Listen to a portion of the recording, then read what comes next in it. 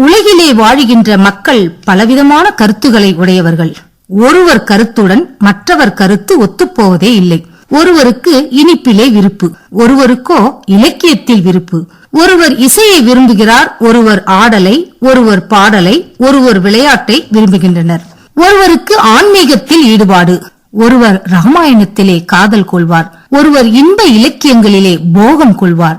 ஒவ்வொருவர் ஒவ்வொரு கடவுளை வழிபாடு செய்வர். இப்படி கற்பது, வழிபடுவது, உண்பது முதலிய அனைத்திலும் கருத்து வேற்றுமைகள் உண்டு. ஆனாலும் ஒன்றில் மட்டும் யாருக்கும் கருத்து வேறுபாடே கிடையாது. அந்த ஒன்றிலே ஒற்றுமைப்படுகிறார்கள். அது எது? நெடுநாள் வாழ வேண்டும், நல்ல உடல் நலத்துடன் வாழ வேண்டும் என்ற கருத்திலே யாருக்கும் மாறுபாடு இல்லை. பறவைகள், விலங்குகள் கூட நெடுநாள் வாழ வேண்டும் என்றுதான் கருதுகின்றன என்று சொல்லும் வாரியார் சுவாமிகள் அது எது என்பதையும் நமக்கு சொல்கிறார். நமது பிராணவாயுதான் நமது வாழ்வு. அந்த பிராணவாயுவை அதிகம் செலவழிக்கின்றவன் விரைவில் மாழ்வான். பிராணவாயுவை சுருக்கமாக செலவழித்து காப்பாற்றுபவன் நீண்ட நாட்கள் வாழ்வான். ஏற்றி இறக்கி இருகாலும் பூரிக்கும் காற்றை பிடிக்கும் கணக்கறிவார் இல்லை. காற்றை பிடிக்கும் கணக்கறிவாளர்க்கு கூற்றை புதைக்கும் குறியதுவாமே என்கிறார் திருமூலர். ஆகவே நமது வாழ்வுக்கும் தாழ்வுக்கும் நமது மூச்சுக்காற்றே மூலதனம். ஆன முதலின் அதிகம் செலவழிப்போன் மானம் அழிந்து மதிகெடுவான் என்கிறார். அளவுக்கு மீறிய பேச்சு, மிதமிஞ்சிய போகம், அதிக நித்திரை, ஆடுதல், ஓடுதல் இவைகளால் நமது பிராணவாயு அதிகம் செலவழிகின்றது. தமிழ் மொழியில் மூச்சுக்காற்று காப்பாற்றப்படுகின்றது. எடுத்துக்காட்டாக ஒன்றை சொல்கின்றார். அம்மா என்று சொல்லுங்கள், அதனால் பிராணவாயு அடங்குகின்றது. வாயை திறந்தால் ஆ வருகின்றது, வாயை மூடினால் இம் வருகின்றது, மீண்டும் வாயை திறந்தால் மா வருகின்றது, வாயை திறந்து மூடி திறந்தால் அம்மா என்று இயல்பாக வருகின்றது. இந்த அழகு வேறு எந்த மொழிக்கும் கிடையாது.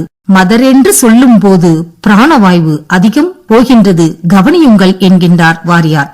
செம்மை என்ற அடைமொழி வேற எந்த மொழிக்குமே கிடையாது.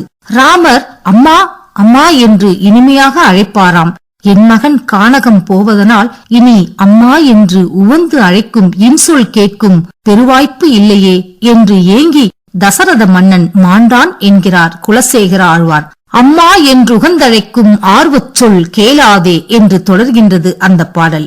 எம்மானை என் மகனை இழந்திட்ட இழிதகையோன் இருக்கின்றேனே என்கிறார். ராமர் இருந்தது அயோத்தி, அங்கே ஏது தமிழ்? தமிழில் அம்மா என்று எவ்வாறு அழைத்திருப்பார் என்று நாம் ஐயப்படலாம். ஒரு காலம் தமிழ் வடக்கே இமயம் தொடங்கி தெற்கே குமரி வரை பரவி இருந்தது. இதனை பழைய இலக்கியங்கள் மூலம் அறியலாம். இதனால் அயோத்தியில் தமிழ் கல்லூரியும் இருந்தது. ராமர் முதலில் தமிழும் பின்னர் வடமொழியும் பயின்றார் என்கிறார் வாரியார். தமிழ் நம்மை வாழ வைக்கும் மொழி அமிழ்தாகும்.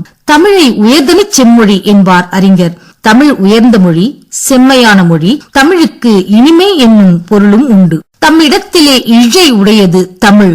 இயல், இசை, நாடகம் என முத்தமிழாய் மிளர்கின்றது தமிழ். இந்தியாவில் அச்சிடப்பட்ட முதல் தமிழ் நூல் தம்பிரான் வணக்கம் 1578 ஆண்டு போர்ச்சுகீசிய மொழியில் எழுதப்பட்ட கிறிஸ்தவ சமய நூல் இது. எது எப்படி இருந்தாலும் முதலில் இந்தியாவிலேயே அச்சு கண்டது தமிழ். தமிழ் இயற்றமிழாய் எண்ணத்தை வளர்க்கும், இசைத்தமிழாய் உள்ளத்தை உருக்கி ஒரு முடிவுக்கு வரச் செய்யும், நாடகத் தமிழாய் நடந்து காட்டி மக்களை நல்வழிப்படுத்தும். உலகின் முதன் மொழி தமிழே என்கின்றனர் ஆய்வாளர்கள். தமிழை ஏன் அமிழ்து என்கிறோம்? புரட்சிக் கவிஞர் பாவேந்தர் பாரதிதாசன் சொல்வார், சிறப்பு ழகரமுடைய தமிழை உச்சரிக்கும் போது நாவின் நுனி கொண்டு மேலன்னத்தை தொடுகின்றோம், அதாவது வருடுகிறது. அப்பொழுது மேலன்னத்தின் மேலாகவும் கண்ணுக்கு பின்பாகவும் இருக்கின்ற மூளையின் சில பகுதிகள், மூளைக்கு நடுவே உள்ள பிட்யூட்டரி சுரப்பிகள் அமுதாக இருக்கின்ற சுரப்பிகளை உற்பத்தி செய்கின்றது. இது உடலை அழியாமல் காக்கின்றது. உலகில் எந்த மொழியிலும் இல்லாத சிறப்பு எழுத்து தமிழ் மொழியில் மட்டுமே இருந்து தமிழை சிறப்பித்து வருவதனால்தான் இதனை சிறப்பு ழகரம் என்கிறோம், தமிழை அமிழ்து என்கிறோம். அது மட்டுமல்லாமல் லா, லா, ழா என்ற எழுத்துகள் தமிழில் உண்டு. பிற மொழிகளில் இவை மூன்றுக்கும் சேர்த்து எல் என்ற ஒரு எழுத்துதான் உண்டு. இம்மூன்று எழுத்துகளையும் சேர்த்து தமிழில் தொழிலாளி என்ற ஒரே சொல்லில் உச்சரிக்க முடியும். இதனால்தான் தமிழன் தான் கண்டுபிடித்த கருவிகளை கூட யாரும் சொந்தம் கொண்டாடக்கூடாது என்று உணர்ந்து தான் கண்டுபிடித்த இசைக்கருவிகளுக்கு கூட இந்த சிறப்பு ழகரத்தை வைத்து பெயர்களை பதிவு செய்தான். தோல் கருவிக்கு முழவு எனவும், துளைக்கருவிக்கு குழல் எனவும், நரம்பு கருவிக்கு யாழ் எனவும் பெயரிட்டுள்ளனர் தமிழர். தமிழில் எண்ணற்ற இலக்கிய இலக்கண நூல்கள் உள்ளன. அருணகிரிநாதரால் இயற்றப்பட்ட திருப்புகழ் பேச்சு பயிற்சிக்கும் மூச்சு பயிற்சிக்கும் உதவுகின்றது என்பது ஆய்வாளர்கள் கண்ட உண்மை. ஆம், முத்தை தரு பத்தி திருநகை அத்திக்கிரை சத்திச்சரவண முத்திக்குரு வித்துக்குருபரன் என ஓதும் முக்கட்பர மற்கச்சுருதி முப்பட்டது கற்பித்திருவர் 33 வர்க்கத்தமரவும் அடிப்பேன பத்துத்தலை தத்தக்கணைதொரு ஒற்றைக்கிரி மத்தை பொருதொரு பட்டப்பகல் வட்டத்திகிரில் இரவாக பத்தற்கிற தத்தை கடவிய பச்சை புயல் மெச்சத்தழுவு பட்சத்தொழு ரட்சித்துறல்வது ஒரு நாளே என்று தொடரும் இந்த பாடல் பேச்சு பயிற்சிக்கும் மூச்சு பயிற்சிக்கும் உதவுகின்றது என்பர். ஆம், உண்மைதான். படிக்க படிக்க பயனே தந்து சுவை கொடுக்கும் அமிர்த தமிழின் இலக்கிய சுவையை இனி சுவைக்கலாம் வாரேன். ஒரு பெண்ணின் கண்ணீரை சொல்லும் கவிதை. ஓர் ஆடவன் ஒரு அழகான இளம் கன்னியரை தனியே சந்திக்கின்றான்.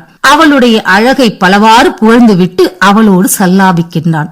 அவர்களுடைய சொல்லாடலுக்கு பின் ஒரு கட்டத்தில் அந்த பெண் காலாயுத கொடியோன் கையாயுத வழியே மாலாயுதம் என்ற மாமணியை தான் உதிர்த்தாள் என்று கவி பாடுகின்றார். இதில் நமக்கு என்ன தெரிகின்றது? காலாயுதமாம், கையாயுதமாம், மாலாயுதமாம், என்ன இது என்ற ஒரு திகைப்பு தான் உண்டாகிறது. விடுகதை போலத்தான் இருக்கின்றது. சாதாரண மக்கள் எவ்வளவு முயன்றாலும் கண்டுபிடிப்பது ரொம்ப கடினம்தான். படித்தவர்கள் கூட மிகவும் பாடுபட்டுத்தான் பொருள் தேட வேண்டும். பொருளை சொல்லிவிட்டால் படித்தவர்கள் படிக்காதவர்கள் எல்லோருக்குமே சுலபம்தான். இனி பொருளை பார்ப்போம். இதில் என்ன சொல்லப்படுகிறதென்றால், அழுதாள் என்ற ஒரே சொல்லில் உள்ள பொருள்தான் அவ்வளவு நீளமாக அலங்கரித்து சொல்லப்பட்டிருக்கின்றது. அதாவது காலாயுதம், தனது காலையே ஆயுதமாக உபயோகப்படுத்தி காலால் யுத்தம் செய்கின்ற கோழியை கொடியோன் தன் கொடியின் சின்னமாக வைத்திருக்கின்ற முருகனுடைய கையாயுதமாகிய வேல் போன்ற கண்களின் வழியாக மாலாயுதம் என்ற திருமாலின் ஆயுதங்களில் ஒன்றாகிய சங்கிலிருந்து பிறக்கும் மாமணியை, அதாவது வேல் போன்ற அவள் விழிகளிலே இருந்து முத்து முத்தாக கண்ணீரை உகுத்தாள் என்பதுதான் இதன் பொருள். அப்பாடா, அழுதாள் என்று சொல்லுவதற்கா இவ்வளவு பாடு என்றுதான் சாதாரணமாக தோன்றுகிறது. இப்படி மறைத்து நீட்டி சொல்லுவதில் உலக வாழ்வுக்கு என்ன நன்மை என்ற கேள்வி ஒருபுறம் இருந்தாலும் இதில் ஒரு கலை இருப்பது உண்மைதான். சொல்லுக சொல்லில் பயனுடைய சொல்லற்க சொல்லில் பயனிலா சொல் என்பார் வள்ளுவர். இது சொல்லோவியம் தந்த தமிழ் அமுது. அடுத்ததாக திருக்குறள் அமுது. ஒரு முறை நண்பர் ஒருவர் வியாபாரியை சந்திக்கின்றார். பேசிக்கொண்டு இருந்தபோது திருக்குறளை படிக்க சொன்னார். உடனே அந்த வியாபாரி, நான் எதற்கு படிக்க வேண்டும், என்ன எதற்கு படிக்க சொல்கிறீர்கள் என்று கேட்டுவிட்டு சென்று விட்டார். ஒரு மாதம் கழித்து மீண்டும் வந்த அந்த வியாபாரி நண்பரிடம் கேட்டார், ஆமா, அன்றைக்கு என்னமோ ஒரு நூலை படிக்க வேண்டும் என்று சொன்னீர்களே, என்ன பேரு, என்ன விலை, அது எங்கே கிடைக்கும் என்று கேட்டார். உடனே நண்பர், நீதான் வியாபாரியாச்சே, உனக்கு வேண்டியதில்லையே, ஏன் என்னிடம் வந்து கேட்கின்றார்? உங்களுக்கு செய்தி தெரியாதா? நான் கடையை மூடிட்டேன் என்றார் வியாபாரி. ஏன் கடையை மூடிவிட்டீர்கள்? எங்கள் அக்கா மகன் ஒரு பையன் இருந்தான். அவனுக்கு 20,000 மூலதனம் வைத்து கடை வைத்து கொடுத்தேன். 14,000 ரூபாயை மோசம் பண்ணிட்டான். 6,000 ரூபாய் தான் மீதம் இருந்தது. சரி, இன்னொரு ஆளை நம்பிக்கைக்கு உரியவனாக தேர்ந்தெடுத்து தேடி பிடித்து அவனை கொண்டு வந்தேன், கடையில் வைத்தேன். அவனைப் போல இவனும் மாறி ஏமாற்றி விடுவானோ, 6,000 ரூபாயும் ஏமாற்றி விடுவானோ என்ற சந்தேகம் எனக்கு இருந்து கொண்டே இருந்தது. நல்ல பையன்தான், இருந்தாலும் நான் அடிக்கடி கொஞ்சம் கவனித்தேன். நான் சந்தேகப்படுகின்றேன் என்பதை கண்டுபிடித்து விட்டான். கண்டுபிடித்ததும் இவன் என்ன செய்தான் தெரியுமா? பணம் வராத ஆசாமிகளாக பார்த்து கடன் கொடுத்து கணக்கில் பற்று வைத்து அவன் அந்த 6,000 ரூபாய் பணத்தையும் ஒழித்து விட்டு போய்விட்டான். நான் என்ன செய்வேன்? கடையை மூடிவிட்டேன் என்றார். உடனே நண்பர், நீங்கள் முன்னமேயே திருக்குறளை படித்திருந்தால் இதெல்லாம் நடந்திருக்காது என்றார். அந்த முதல் ஆள் கதையா என்று கேட்டார். முதல் ஆள் கதை, இரண்டாம் ஆள் கதை, உங்கள் கதை எல்லாமே இருக்கிறது திருக்குறளில். என்ன 5-6 அதிகாரங்களிலா என்று கேட்டார் வியாபாரி. இல்லை இல்லை, ஒரே ஒரு குறளில் இருக்கிறது. வியந்து போனார் வியாபாரி. அப்படியா? அது எந்த குறள் தெரியுமா? தேரான் தெளிவும் தெளிந்தான் கண் ஐயுறவும் தீரா இடும்பை தரும் என்றார் நண்பர். தேரான் தெளிவு, நம்பிக்கை வைக்காதவன் மீது நம்பிக்கை வைத்தலும், தெளிந்தான் கண் ஐயுறவு. அப்படி நம்பிக்கை வைத்தவன் மீது சந்தேகப்படுதலும் தீரா இடும்பை தரும். இந்த குறள் கருத்தும் வியாபாரியினுடைய வாழ்வியலும் ஒத்துப்போனது நம்மால் உணர முடிகின்றது. அப்பொழுதுதான் உண்மை புரிந்தது. நம்பிக்கை வைக்க தகாதவர் மீது நம்பிக்கை வைப்பதும் தவறு, நம்பிக்கை வைத்தவன் மேல் சந்தேகப்படுவதும் தவறு என்பதை உணர்ந்த அவர் தமிழ் அமுதாகும் திருக்குறளை படிக்கத் தொடங்கினார். அடுத்ததாக புரட்சிக்கவி கவிதை காட்டும் தமிழ் அமுது. இது காதல் அமுது. புதுவை கவிஞர் பாவேந்தர் பாரதிதாசன் பாடல்களில் சொற்கள் ஒன்றோடொன்று காதல் மனம் புரிந்து ஒன்றாக கலந்து வாழும் காட்சி அழகியல் உணர்வை தரும் அமுதாகும். அந்த கவிதை இதோ. பாழாய்ப் போன என் மனம் ஒரு நாய்க்குட்டி, அதை பறித்துக் கொண்டாய் அடியே என் சின்ன குட்டி. உன் மேனி ஒரு பூந்தொட்டி, உதடு தித்திக்கும் வெள்ளக்கட்டி. ஏழைக்கு வடித்து வைத்த சோறு, பணம் இருப்பவர்க்கு சாத்துக்குடி சாறு. பெருக்கெடுத்த தேனாறு, பெண்ணே உன் எண்ணம் கூறு. கணக்கான ஆசை காட்டும் முத்து நிலா, நீ கடுகடுப்பு காட்டுவது என் மட்டிலா. வேரில் பழுத்த பலா, வேண்டும் போது தடங்களா. வீணாகி போகலாமா நேரமே, என்னை விலக்கிவிட்டால் பழி உன்னை சேருமே. பொறுத்தேன் ஒரு வாரமே, பொறுக்க மாட்டார் யாருமே. இவ்வாறு அடிகள் தோறும் படிக்கின்ற போது இன்பம் தரும் காதல், படிப்பவரின் நெஞ்சம் பரவசம் ஆகிவிடும் தமிழ் அமுது.